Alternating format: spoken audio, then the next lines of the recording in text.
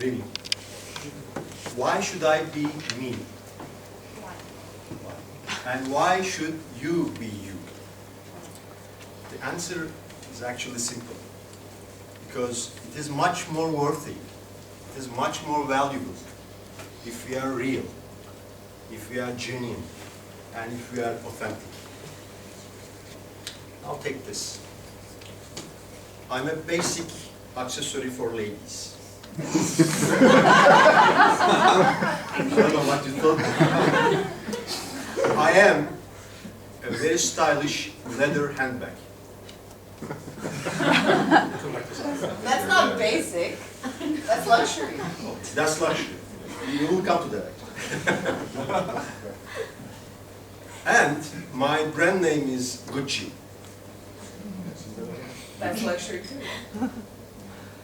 And I also want you to introduce my friend, which is almost a twin to me, almost exactly the same, made out of the same material, but he is an imitation of me. And his brand name is Gucci. Now, how much would you pay Gucci to take home? More or less $2,500, right? And this poor Gucci will get $100 at best if he's lucky. 25 in Chinatown. After the Final deal. bargains and Yeah, that's true. everything. You have to give them bargain. But then why there is such a big difference in between the original and the imitation? And the answer is actually in the question, right? Because it is the original. You pay the brand because of the creativity, because of the authenticity in the design, and because of all the good feelings that are attached to that. And the imitation is a copy of the original that represents something that is already done before. And I believe our lives also have the examples of that. There are paths that we take, and in most of the cases, we may, unfortunately, take the comfort zone and replicate what other people do, how they think, and how they behave. And this is despite of the fact that we are all striving for creativity, because we need the creativity to move forward, to develop, and to take the biggest leaps in our lives. That is relevant for our businesses, for the societies, and more importantly, for us as individuals. A month ago, I was attending an international conference in Bangkok, in Qatar. And I had a role as a panel moderator in one of the panels. You would recall that, the Graveyard Zone panels that I mentioned, that was last year. This is now this year. And how would I be me there? I told the story. I told the story from the 1001 Night Tales. And the story was about discovering our inner treasure. Once upon a time, there lived a wealthy businessman in Baghdad.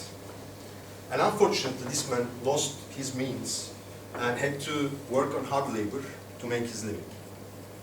And one day, as he was dreaming, a white-bearded man appeared and told him, "Your fortune is in Cairo. Go there and seek it."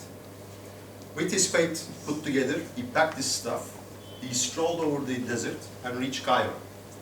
That was already dark when he got there.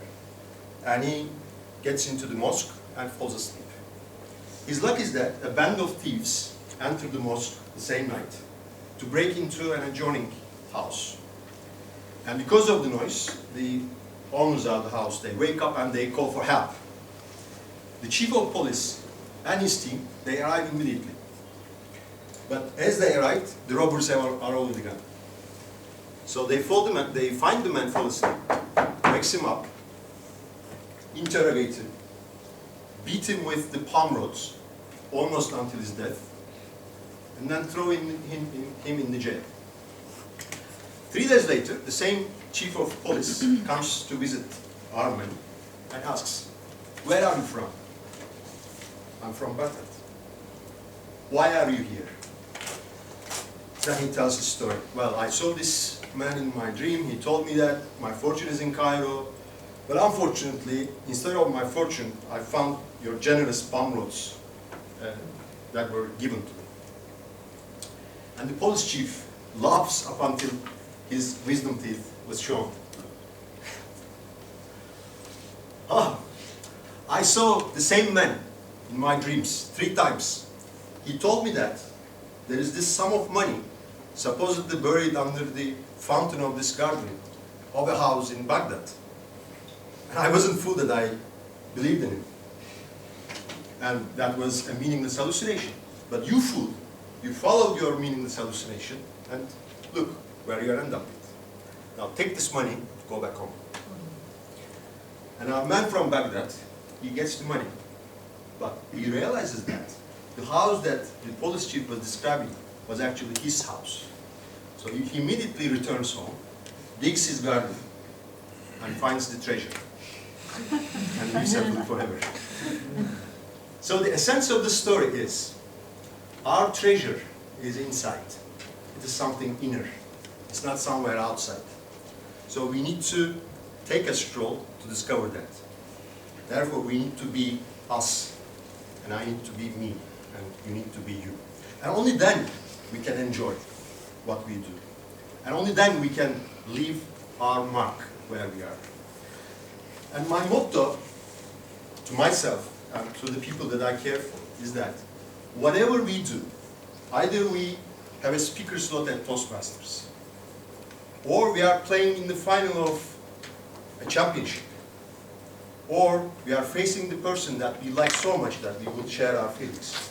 No matter what, be yourself, enjoy, and leave your mark. Thank you.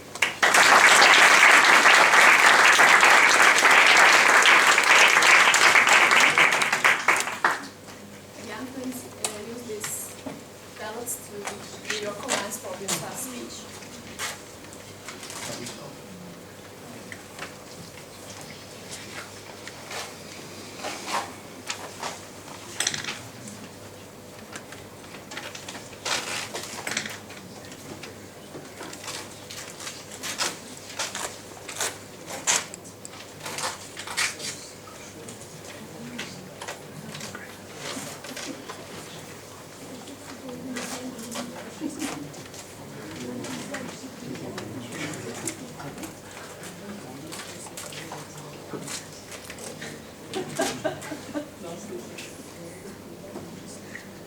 So our next speaker is Alper, and David is going to evaluate his speech, but this is going to be from an advanced manual, meaning that he has already finished all those speeches in competent communication manual, maybe 2 times, I don't know. What number is this? I really don't know. More than 25 as far as I know. Somewhere between 20 and 25. Okay, so this is going to be an advanced speech, and David is going to be evaluating his speech. So what would you like to say? What I would like to say is I wish you much luck with your speech, because he's giving a very interesting speech. He's taking the speech from the special speeches for special occasions manual. And when you think about Toastmasters, so when you finish your competent communicator, you can pick manuals. So there's storytelling, humorously speaking, and this is special occasion speaking. But think about Toastmasters, how it started. It started because people were forced in the past to give toasts, right? You had to raise your glass, and you have to give a toast to the bride, to the groom, and so on. And it's not just toast, it's also, for example, it can be a funeral. They can ask you to speak in a funeral. Think about that. What would we say? And that is Alper's project this evening. He's going to think about what would he say at someone's funeral, at someone's wedding, or at any type of special occasion. So I wish you much luck.